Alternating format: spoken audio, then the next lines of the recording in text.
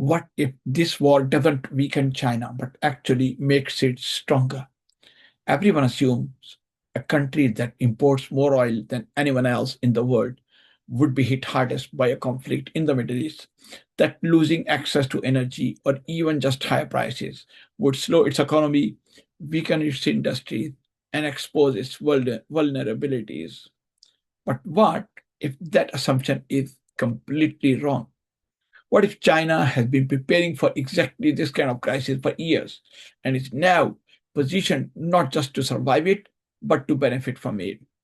Because the Iran conflict isn't just another regional war, it threatens one of the most critical choke points in the global economy. The Strait of Hormuz, as we've been speaking about for the last so many days since the war started, nearly a fifth of the world's oil flows through that narrow stretch of water.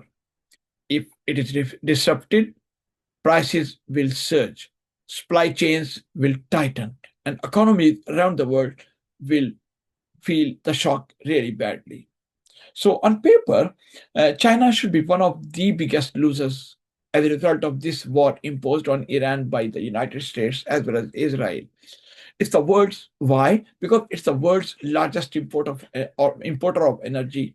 Almost half of its crude oil and a significant portion of its natural gas come from the Middle East alone. So, unlike the United States, it doesn't have energy independence. It depends on global stability. So, if that stability breaks due to whatever reason, China should be in trouble. Simple logic says that. But that logic only works if China hasn't prepared. And that is where the story changes.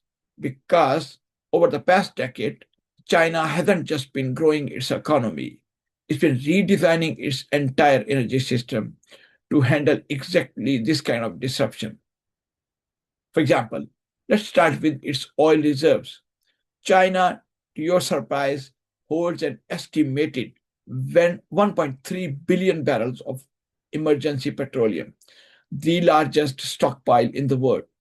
And that is not just a buffer, that is month of insulation against sudden supply shocks. So in a crisis, that gives China something incredibly valuable. Time, of course. Time to stabilize domestic prices, time to keep industries running, and of course, time to wait while other countries scramble. So in global competition, time is power. There should be no doubt about it. But reserves are only part of that strategy. Surprisingly enough, China has also been reducing its reliance on vulnerable supply chains. Nearly half of its natural gas doesn't come by sea at all. It flows through pipelines from Russia and Central Asia. And these routes cannot be blocked by naval conflict or disruptions in the Gulf. And this isn't accidental, it's deliberate diversification designed to bypass the very choke points now at risk. And then, there's something even more important, which is, I would like to call control. China's political system allows it to intervene directly in its energy markets. It can restrict exports, prioritize domestic supply, and manage prices in ways that most economies cannot do that simply. Where market economies react slowly, China can act immediately without any issue. But the biggest shift isn't in how China manages oil, it's in how much it depends on it. Because over the past decade, China has been quietly transforming its energy sector. Electricity now accounts for about 30% of its total energy consumption, significantly higher than the United States of America or Europe. So that means a larger share of its economy runs on power that can be generated domestically, not imported through unstable supply chain regions like the Middle East or elsewhere. So, and China isn't just consuming electricity, it's producing at scale. It leads the world in renewable energy, solar, wind, batteries, electric vehicles. China dominates the global market. China dominates the supply chains behind all of them. So roughly one third of global renewable energy capacity is already Chinese. This isn't just environmental policy, it's strategic insulation because every unit of energy generated at home is one less unit exposed to global disruption. Simple as that. So that's why one number which matters the most than anything else is, let's discuss that. Only about 6% of China's total energy consumption is directly exposed to potential disruptions in the Strait of Hormuz.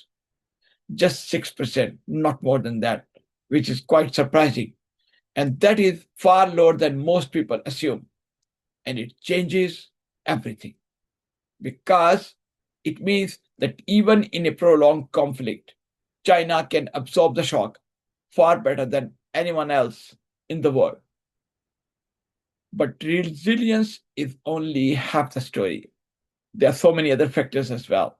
The real shift happens when resilience turns into advantage because crises don't just punish the unprepared, they reward the prepared one as well. So, as energy insecurity rises around the globe, countries around the world will look for alternatives to fossil fuels. They will accelerate the transition to renewables, electrification, and of course, new energy systems as well. And China is already positioned to supply all of it. It controls the majority of global manufacturing capacity for any green technologies, solar panels, batteries, electric vehicle components. All these are being produced in China without any problem. So as demand surges, China doesn't just adapt, it sells the solution. And the markets are already reacting positively. So China's leading battery companies have gained tens of billions of dollars in value as investors anticipate rising global demand for energy alternatives. So at the same time, disruptions in traditional supply chains create another opportunity. In a world facing shortages of fuel, fertilizer, and industrial materials, countries will need reliable suppliers. China, of course, as everyone knows, has stockpiles. It's got production capacity which is beyond imagination. And it's got some export infrastructure which is beyond any match anywhere else in the world. So that makes it a potential supplier of the last resort to the world. And with that comes leverage. The same dynamic applies to critical materials as well. As you might know, China dominates the extraction and processing of rare earth materials, essential for everything from advanced electronics to modern weapon systems. So even the United States depends on these materials.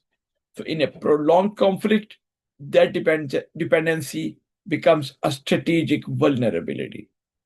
So China holds the advantage, but the implications go even beyond this because wars don't just reshape supply chains, they reshape financial systems. And of course, in the process of doing that, they reshape geographies as well. Sometimes, of course, not always, but sometimes. So if energy trade begins shifting away from the US dollar and toward China's currency, the yuan, it could accelerate a much larger transition in the global economy. So some analysts, to my understanding, they describe this as the early stage of a petro-yuan system, where energy transactions are no longer dominated by the yuan dollar. And if that shift gains momentum, it could fundamentally change global financial power. And at the same time, perception matters, as you might know. So while the United States is increasingly seen as a driver of geopolitical tension, China is positioning itself differently, as stable, as reliable, and as a long-term partner. So hosting global executive, promoting supply chain security, and offering to support reconstruction.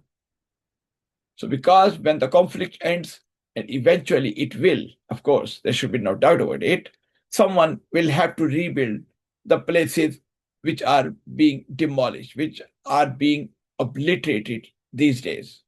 So, ports, energy infrastructure, industrial systems, all these are good candidates for investment, for building things. And China is already positioned to play a central role in that process. Of course, none of this means China is immune. A prolonged war would still raise costs, tighten supplies, and risk triggering a global recession. And if the global demand falls, China's export-driven economy will feel the impact very heavily. But here's the key point, friends. China doesn't need this war to be good for it. It just needs to be less damaging than it is for everyone else. Because in global competition, relative advantage is what matters. And right now, China enters the crisis more prepared, more diversified, and more strategically positioned than most. So, this war wouldn't make China invincible. Of course, there should be no doubt about it.